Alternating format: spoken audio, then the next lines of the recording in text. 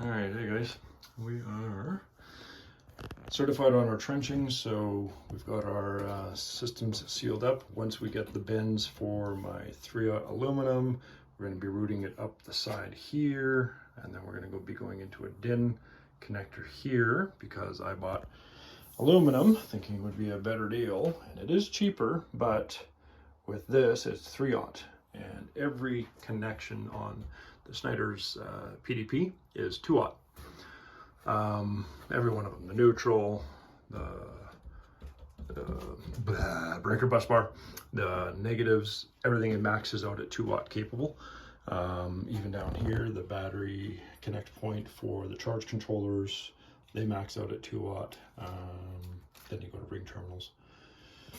Yeah, so it kind of, I messed up. If I went copper, yes, it would have been probably maybe double as expensive. I don't even want to look, but I know, knowing myself, I'll look later and find out what it would have cost me. I think this was in around $700 for 35 meters, 100 feet, for the 3/0 aluminum.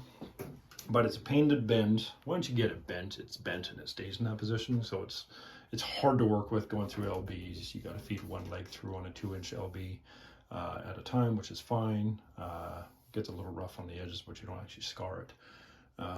But if I went down to copper instead of aluminum, I wouldn't have to worry about converting it down to on this little DIN box I got right here. I'm going to be connecting onto this side with the 3/0 with some ring clamps, and then some 1/0 on the ring clamps on the other side. It's going to mount up here real nice, and then the 1/0 is going to come out and go in and connect up to the terminal lugs. But the 3/0 will have to go into this first. You can get terminal pins. They're like $30 to $65 each. Some places are $80 from Westburn, from Nedco, from Rexel. Seems to be the only real places they have it in the 3/0. Online, Amazon, all these places don't have it. They have 2/0 and 4/0. They jump right over 3/0, which it's been a major pain. I've wasted a lot of time searching. So going with copper, I wouldn't have had to worry about it. And then the 1/0 copper, I could have gone down to 2 gauge in copper, which would have been super easy to flow and move and bend and all that stuff. And we all know copper's a little bit better conductivity and stuff, but conductivity wise, you're not losing voltage anymore on aluminum than you are on copper, just because you had to go so much bigger. But it's a pain to work with. So my bad, I already spent the money. I'm not going to go blow another $1,500 on wire because I don't like the wire, and it's buried 26 inches down in the ground. So this and the 1/0 are running in one trench. If you've seen my trenching videos, I don't know if I posted them yet. This I trenched down to 26 inches, and I called my inspector before I did that work. I'm in the Alberta zone. I don't share my location, but I'm in Alberta, and so we follow the CEC, not the NEC in Canada, of course. And I don't have any heavy traffic going over that line. If I was, I'd have to go down to 2 feet minimum for every line. PV wire, everything would have to be down. Even if it's conduited, I believe. No, if it's in conduit, you can go down 450 mil, which is 18 inches. If it's direct bury, which you can, which you never do, you don't direct bury because you're just gonna asking for problems. You can direct bury would have to be 600 mil, which is 24 inches, and you would be safe. In conduit, you can go to 18. All the drives orders are Kubota tractor, which weighs 568 pounds on big fat, 14-inch wide tires. So this is down, topping out the conduit. Well, this is tech cable. So the top of the tech cable is at 24 inches. Then I went up 3 inches and put some safety tape. And then I went up another 3 inches and finished this tech line at 18 inches. So that's the top of the conduit. You don't do it the bottom of the trench. That has to be the top of the conduit. And then I went up 9 inches, and I have another layer of safety tape to say that, hey, there's something here. Somebody digs down in the future. We're never leaving the property, but regardless, we wanted to do it right. They dig down, hit the 9, oh, 18 inches, there should be cable. Boom, they find this. And then they think they're free, and they just go ahead and dig, and they hit this. That would suck. So that next layer of 3 inch tells them they're 50% of the way there to the next group of conduit. That's why this one has 9, because it's 18. This one has 3 because it's 6 inches below this one. And I had a 4-inch wide trench, so I put the 3/0 on this side, safety tape at 3 up 21, and then I put the 1/0 on this side of that trench. So they're, you know, diagonally in the box basically. So here's my trench width, and I have one here and one here. So I've increased the distance between for heat dissipation and stuff like that. Anyway, so the safety guy loved that. And then say I have my 9-inch safety tape. Then we have our Ethernet line, which we dropped some conduit in for that, and that's going to be running out to, that had to be 6 inches down. You can direct bury if you buy the right Ethernet line. I put it in conduit because I'm also going to be pulling camera cable through it to put cameras up, to see the solar, to see the birds. We have chickens, and I have some on the house, but they're just little, not responding well at the distance on the birds. So I'm going to put up another couple of cameras off of this shed. Okay, so back to this. I don't remember, I actually don't know the rules, but I did do my own markings once I torqued these, and they give you the torque specs right in the system here. 6 to 4 gauge, which all the conductors are 6 gauge, the ground is 4 gauge. This all came with the PDP.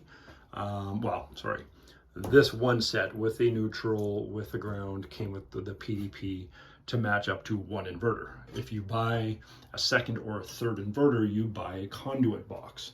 You get one of these little puppies. And then you have to buy a spare one more if you want to make a wireway so you can run your cables through for the first inverter. So these are just mounted on with a simple screw here. Now this is really nice feature. They folded and smooth. They have a smooth edge here, so this can become just a beautiful wireware to carry everything. You don't have to use knockouts and stuff.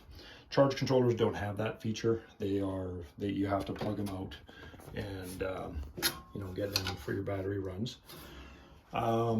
So that's fine. Now, normally this system is built with the inverters on the left side of the PDP. So the wires get a little bit maxed out. My negative on my battery for my third inverter, I had to position them a specific way.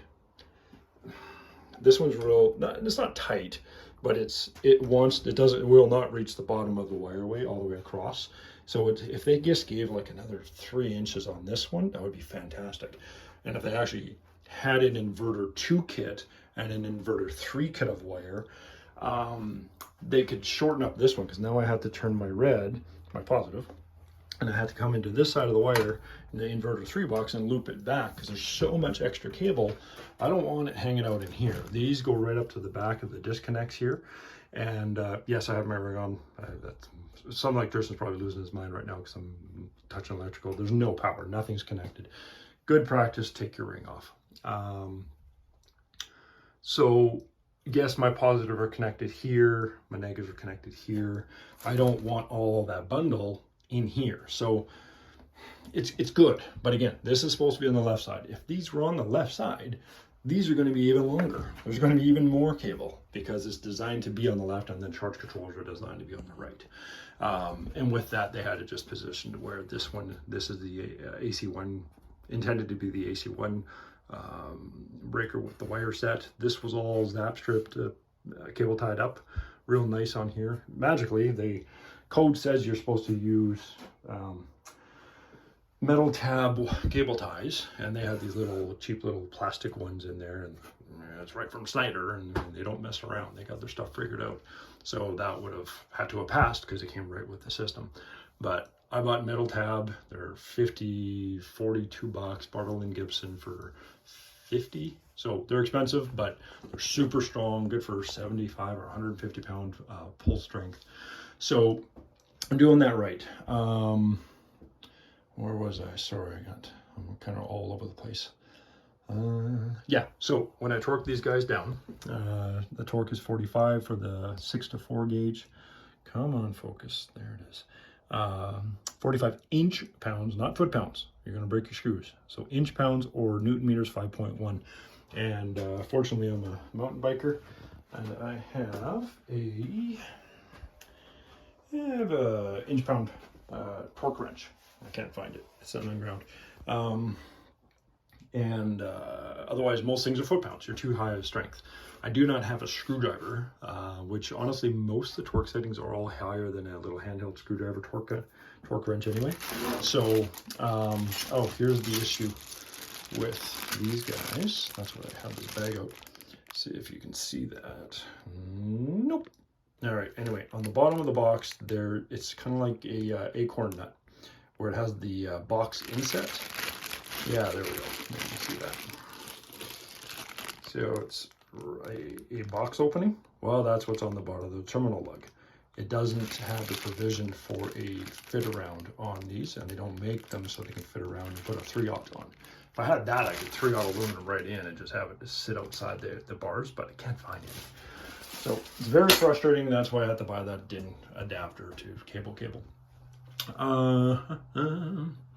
The AC1 cables are just the 2 lines. They don't get the neutral. This is my grid tied inverter. So one of these inverters can send back 6,000 watts. Our Fortis, our electrical supply utility, the lady there, they're all spooked about people sending too much power back on a 10K transformer. It's like 40 years old. Someday they're going to change it. When they change it, I'm going to say, beef it up. Give me a 20, 22. They should realize that, because then I could hook up all 3 and send 18K back, because each one of these can send 6,000 back. I have a 25.5 kilowatt array.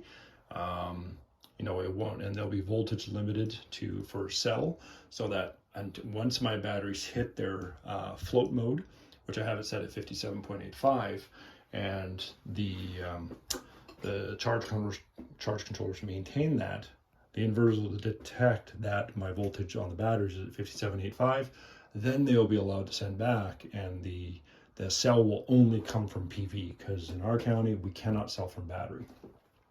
But they're freaked out because I can software control. If I had 2 of these even hooked up, I'd have 12,000 potential to send back in hardware. Just the hardware's capability is 12,000. I can turn back the amperage down to 26 amps or something like that, and that would give me 10K. I don't know. I'm just guessing. Just throwing some numbers up. No, that's not right. Whatever, 40 some amps or something like this. I'd have limit out at 10K. But they're scared because I could turn it back up. And if I turn it back up, I'd be sending 12K. It's because I can access the system and have control. So they want hardware limitation. This only can send back 6. Thus, I cannot hook up 2 because I could send back 12 and blow their transformer. It's happened. She said it's happened from a handful of other people, because they go in, they set it up, and then they go, oh, I can send back more power, and they jack it up. So, and you blow 10K. So in the future, when they upgrade, they can do the wires out to the system, and I'll send back more power. Good for them. These guys on the right are my off-grids. So these guys are going to be running in parallel. They're together going to be able to supply a continuous demand of 13,600 or 6,800 each. So 13.6 continuous, that's fantastic. We got a lot of power. Their surge is 8,500 per individual unit. So to put those together, you got 17K surge for 30 minutes. If you really hit the system hard and a bunch of heavy hitters turn on, you can go 11K for 5 minutes. So that's 22K. And if you go even farther, and you can go up to 12.5, I believe, for 1 minute. So it's 25K of a surge. So starting up, especially if you're already pulling load, these are already on a draw of like 5, 6, 1,000 watts, just running your house, they're already in active mode. And when you go through the calibration process, making sure the voltages are equal to each other and your load draw is the same, and you're getting the same amperage output on both units, they're going to activate at the same time and send that power. So you're going to have a really good run. If they're just sitting idle and cold and it's really a backup system, it's not a main run, we're always drawing 600 watts in our house. We have so many different things. We have a large family, a lot of people always home. So they're always going to be kind of going. It's easier for inverters to take the impact when they're already running and rolling. So that's fantastic. It's going to just step right up. Now, these have transformers. These are little tanks. They, like one inverter, it's they'll take a beating. They always outperform their stats. They're kind of like an Audi. They say, oh, it's 0 to 66 seconds, and they do 5.4. It's 5.6 seconds. They don't overstate they don't brag. Now, I know there's been some issues with the 12K and the 15K of other companies. I don't want to throw names. They don't take that idle to a full surge very well, and they shut off. These guys can do that. Even if it's a full idle, they can do it, but you want to get your amperages draw balanced. You want to get your voltages balanced between the two. Now, these guys, they should automatically do it because we've got an AC sync line right here, and this is connected right over to this guy, AC sync. So that's the parallel balancing system. Those are those wires, and it's only on these two. This one is my on-grid. It's not going to be running parallel on the 3/0. This is going to be running solely over and up to this guy, and the 1/0 is going to be coming off of here, and that will be running to my main panel, my old Federal Pioneer, connecting up to utility through a 60 amp breaker here and in the house, and then it'll go up to the 100 amp and go out there. And I got my cell control balanced out. I can have items on that panel. When I'm not sending power out in cell, I'll be drawing from utility. So that keeps me in a net zero, because that's actually potentially profitable if you get on the right rating company, like a Spot Power or something like that, to actually send power back and get refunds, because you can go to a 32-cent rate or a 12-cent rate. So if you're always pulling power, you don't want to be on a high rate. But if you're sending back power, you want to be 32 cents, because you get paid back at 32. If you're drawing power, you can knock it down. I think they allow once a week. You can drop it down to 12 cents. That's their rates right now. They were 8 and 24, but they went up, of course. And thank you, our mighty, wonderful Prime Minister. Honestly, that benefits me. The more rates go up, the more money I make, the more money I save. So it just frustrates me because it hurts communities. Anyway, so that's what this guy's doing. It doesn't get the AC sync, but it does get the ZAN bus. The ZAN bus is our communication system. So 2 lines come in here because it's getting a line, which I have to fix this up. It's not lining up, so we're going to Dremel out a little bit of an edge here. They didn't line up. They didn't do too good a job. But why is this here blocking this grommet? It's just frustrating. And I don't want to use this one because it lines up right with the PV. So, yeah, I could bend it and come around and make it. No. So we're actually going to Dremel that down. It's not going to be in danger. It's not going to. We're putting in a grommet anyway, a pass through to protect the metals. Every one of these gets a guard. We're not letting anything get scoured. So yeah, that's an oops. Schneider, please fix that if you see this video, hopefully. I will be sending an email about this because that's goofy. It doesn't balance, and both sides are the same. If it was on this side, this opening just doesn't line up with the charge controller, right? So they just need to mod their layout. So that's some of the performance specs of what these things can do. Polar wire from Alaska, absolutely amazing, beautiful wire. It is this is 4 double, and it's so flexible. It's just glorious. This, I was an idiot and bought, trying to save some money. I bought from a great company, Texcan, and it's so, look, I can't even bend it at the end, and this whole thing is lifting the wire off. This is 2 gauge. Yeah, 2 gauge right there. So, and I can't even bend it. I don't remember the names, if it's TWHC or whatever the heck those names are. The type of cable, why it's so stiff, it's all that jazz. But HMWS Harness Masters, they are a supplier in the Alberta region with polar wire. It's expensive, but my gosh, I couldn't imagine trying to work with 4 double, trying to do this. It would be a nightmare. These are going to be my PV power battery connects. So over here, and they're going to be coming into the ground, to the negative, and into the positive right here. Once it's bent, it's okay, and it's going to hold its form really good. That's wonderful and great, yay. But it's a real pain to work with. I'd rather work with polar wire. So anyway. So on the off grids, you do run your neutral. The on grid, you don't. You just run the 2 lines. On the off grid, you run your neutral, that's there. You got your ground back here. All of these, everything gets, I gotta mark those because I torqued them. So, like I think I said this earlier, I marked my lines. Now I'm not sure when I have my final, if they're gonna mark them off the other side once they check the torques. I don't know if they're checking the torques, but I wanna be sure I'm doing it right. So I'm marking my connections to verify. I gotta do these because those have been torqued. And yeah, again, now I'm gonna get my torque gun out and I'm gonna recheck and then mark it. Because now my brain is going, did I actually torque it? That's why you mark your items. When you torque one, you mark it. You torque it, you mark it. So every one of these I've already marked because I've done all the torquing, my neutrals, my grounds, inside my inverter wires, they're all torqued and marked. The neutrals, I know I did those 100%. I did my batteries. I'm not marking those because they may want to pull the caps. They're just sitting on here right now. Beautiful caps, protects you from the battery terminal. So just kind of set it up there, not quite clipping on.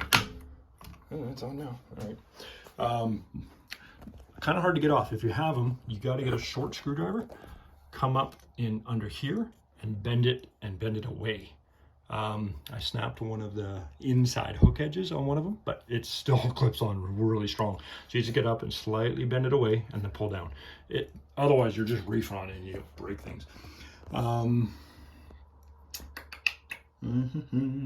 The wires are going to be getting, we have cable tie-off clip lines right up here. They're going to be getting nicely strapped up here. All of these will be lifted off the bottom because our communication lines run inside here. So all of these, this is the Ethernet ferrite. It stops the high frequency interference, blah, blah, blah. Now I've only got 2. I don't know why. I should have 3 for this line as well, and maybe 3 more for those. So I'm not sure what that whole point is. I don't think there's as much high frequency there. We'll see. But I don't know where my 3rd one is. I contact Schneider for that. Those are all my battery sensor cables. Coming out a watertight connection. I'm going to have my Ethernet line come through. It's going to poke through. Of course, it's the I think it's RJ45 for the Ethernet connection, the big one. I can't remember the names. It'll come in, it'll come up, and it will connect into number 2 ZAN bus port. And then that will take all the information into the inside home in the house. Again, AC bus, ZAN bus. At the other end of the ZAN bus, they talk about this, you have to have a terminator. You have to terminate the system at the extreme other end because there's nothing else after this. So terminate, start your feed, boom, piggyback, or daisy chain, all the way along. This one will be going in there. I just have to fix that all the way along, and then it just keeps daisy chaining all the way through, and then boom, out the inside. Inside creates a Wi-Fi. It's good, it's not that far. So I didn't want it out here, like up on the wall or something like that, transmitting a Wi-Fi signal, and having Ethernet, you're guaranteed a connection. So, so I'm going to run that's why, I already went through the camera lines and all that. Oh, there's a long video. I hope I'm not blowing you guys, putting you to sleep, blowing you away with too much info. What else can I go through? The PV wires coming in. They're going to have we got enough length to get a little bit of a nice slack to get in with my positive negative here and here. Now the 100-600 and the 80-600 model, that's your charge output is 100 amp charging capability, 600 volt maximum input from your PV array. You can't go over your 600 input, and you have to compensate for your temperature coefficient difference from the weather, outside weather. The colder it is, the more power solar panels create. So like at minus 25, they can go up. I think our area is rated at 1.18. So they say you want a 1.25. So you break your 200, you can hurt your system. So 600, if you break your 600, you can hurt your charge controllers.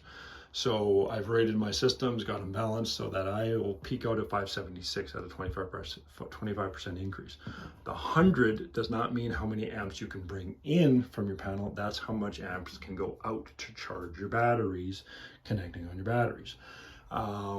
So a lot of people just don't don't understand initially, if you're new to this world, that's what those numbers mean. So an 8600 is 80 amp charge capability, 600 input. They're awesome. I mean, my batteries can actually only take 90, so I went with the 100 because I wanted to max my charge, because I want to be charged in like 2.5 hours. Then when you run your positive negative, you want to put another interference block on those. So this will be going on like that. And that helps control interference and then into the things.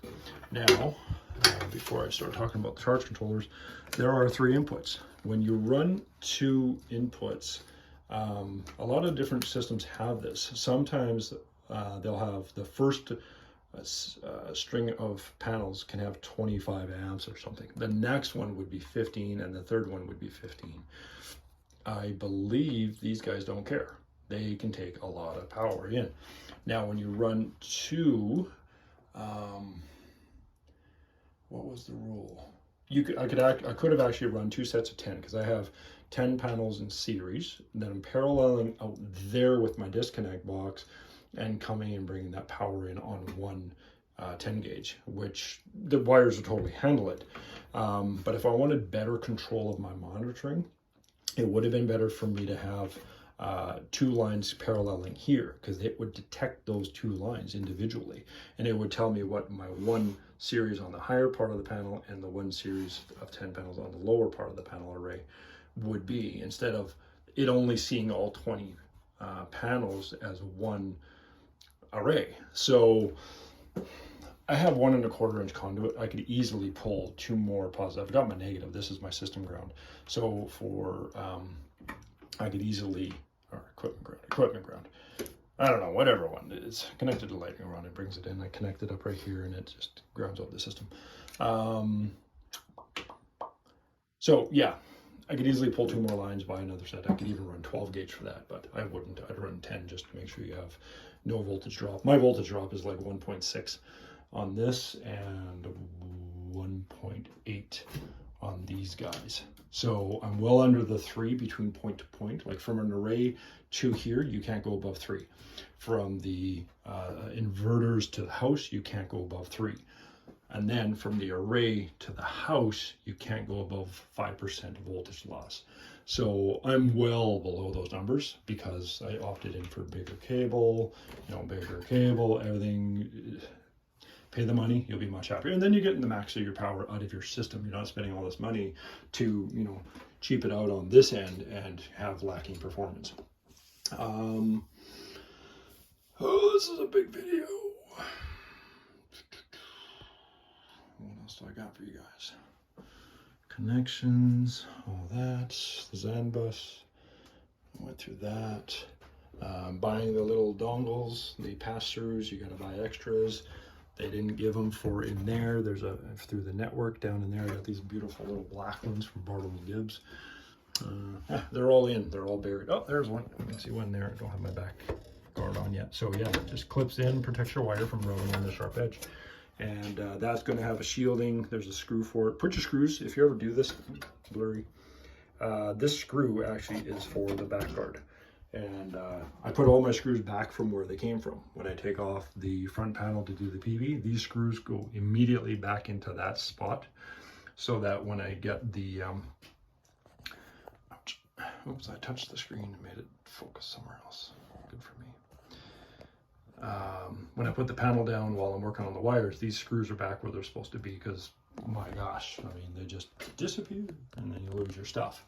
And they're pretty specific screws. They're very fine thread, and, they're super strong, super nice. Here's an example. Screws are back in right here. So that's just for the front covers. Yeah, just a few recommendations of things I've learned. The layout. So this is my AC grid, and then the 2 and 3 off grids. This is inverter 1, 2, 3, and then I've got my breakers set up in the same fashion, 1, 2, and 3. So there's no confusion to who's where. And then I've got my 1, 2, and 3. And this is my bypass. So on the front panel, it's buried. I'll be doing more videos later on. I could take power from utility. For whatever reason I want to work on my off grids, I can shut my off grids off, and then I can slide a plate over and it's a bypass interlock, I believe. And then I can turn my bypass on, pop these two up, and then the AC would travel across the bus bar into the bypass, down through and into my 3-aught, and go back to the house on my 3-aught to my off-grid panel. Now again, we're limited by 60 amps. The internal relay in these guys won't handle outputting more than 60 amps. So I'm not going to be, you know, I don't even have my hot tub on the off-grid. My AC is, my electric hot water tank, my garage probably will be. Maybe I'm putting electric heat in there, trying to move away from gas, 3,000, 6,000 watt. I might leave that on the Federal Pioneer AC utility breaker for now, until I determine how well it's going to hold. But, you know, I'd have to shut those breakers down so I don't power those units if I have to go into critical mode, and I have to run through only one of these guys. This guy will power a lot. I mean, it can do the job quite well. All of it, I don't know. It's going to be some fun testing.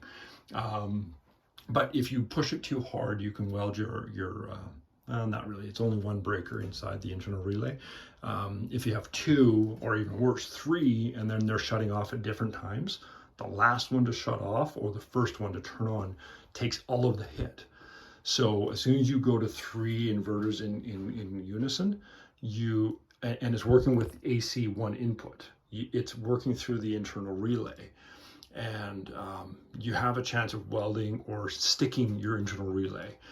Because they're not one unit. They communicate really well, they're balanced really well, but one is milliseconds slower than the other, and the last one and the first one take the biggest hit.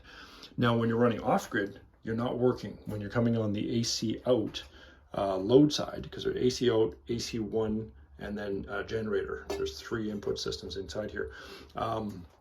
The AC out, it doesn't use the output relay. So these two working together, once I get them balanced, are going to send 120 amps right from here, because we're going to be paralleling these two guys into one, and then that's going to be 3-aught, 120 amp capable. So I'm already well above my old breaker panel of 100 amp max.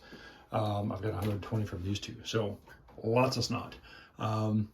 Regardless, back to the bypass. These guys can go up now if that would be running. This, of course, would be on, and my power could flow. I could even power my whole house from my AC one coming up, sending power up and in, and it would go back to the house on the AC one. And then, because my bypass is on, it would also go down the bus and go out on my 3-aught back to the square D panel. So I could run my entire system off of this side. Plus, I could also draw from utility, recharge my batteries from utility if we have a low night, because everything connects up to the battery connect. Once you're qualified, this is something I just learned. Everything gets connected to the batteries. All 3 of these inverters can pull from battery. The charge controllers will charge the batteries. The AC1 could charge the batteries from this guy. I'll have the charger enabled on this one. They will not be enabled on those guys, because these are inverter chargers, right? So this one can put out 140 amps at 48 volts nominal, which whatever, 53, 54 volts, whatever it's running at. It can pump out 140 amps. Now my batteries can't take over 90, but I have 3, so that's 270 amps. And when you parallel, that amperage would get split. So 140 divided by 3 is brain fart, 47 amps. So all 3 batteries could take it. So I allow this to run out full charge capacity, and is designed to run through 60 amps, because you're bringing 60 amps at 120, which converts down that you can put out 140 amps at 48 volts. Ohm's law, just study how amperage voltage wattage works. So bypass mode is pretty awesome, keeping that on there, because essentially utility is my backup. They're going to be, I'm not running a generator. I have one. I'm not hooking it up. It's not an auto start. It's old. It's an 8,000 kilowatt. It's good. It's a commercial grade. But yeah, so lots of information. That plug got bent. Something was, I don't know what happened actually. It came down and it was all bent out of shape, so I'm going to get a plug to plug that. You do want your bushings, bull ends bull ends. I think they're called bull ends. They just protect your scouring because they're super rounded and smooth. So I did it in all three.